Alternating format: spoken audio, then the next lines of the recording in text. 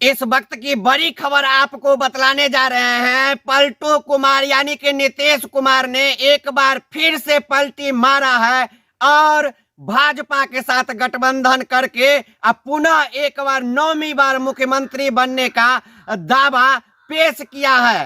राजभवन में इन्होंने, आपको बता दे कि सुबह सुबह ही अपना त्याग पत्र सौंपे थे और उसके बाद इनका विभिन्न भाजपा नेताओं के साथ बैठक चला। सीएम आवास पे भाजपा विधायकों के साथ लंबी बैठक चला है और उस बैठक के बाद नीतीश कुमार ने पुनः 128 विधायकों के साथ मुख्यमंत्री 9वीं बार मुख्यमंत्री का शपथ ग्रहण के लिए राजभवन को जाकर पत्र सौंपा है और कयास लगाया जा रहा है कि आज ही शाम में 5 बजे मुख्यमंत्री 9वीं बार मुख्यमंत्री का शपथ ग्रहण करेंगे, जो बिहार ही नहीं पूरे देश के लिए बहुत बड़ी बात है। सोशल मीडिया पे कई तरह के यूजर्स विभिन्न तरह से कमेंट मार रहे हैं। कोई कह रहे हैं कि बिहार में जैसे ही लिट्टी चोखा फेमस है वैसे ही पलटी मारने में नीतीश कुमार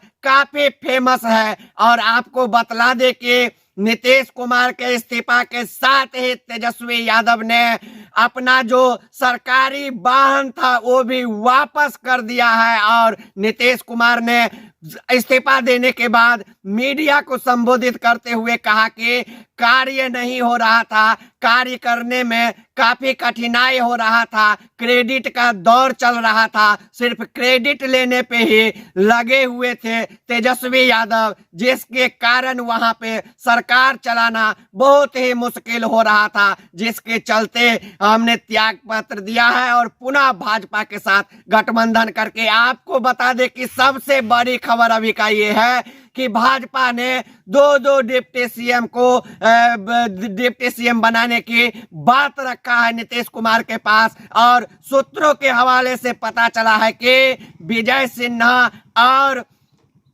सम्राट चौधरी जो है सो अभी उप मुख्यमंत्री के दौर में सबसे आगे चल रहे हैं। तो सभी को इंतजार है, जैसे ही नीतीश कुमार पलटी मारे हैं पूरे बिहार में कहे तो भूचाल सा आ गया है। अब देखना यह है कि आज शाम में नीतीश कुमार शपथ ग्रहण करते हैं या नहीं। तब तक हम चाहेंगे इस वीडियो को जल्दी जल्दी शेयर कर दीजिए। अभी आपको नीतीश कुमार संबंधित पूरे बिहार का और पटना का हर अपडेट आप तक पहुंचाने का कार्य करेंगे। जल्दी जल्दी इस वीडियो को शेयर कर दीजिए।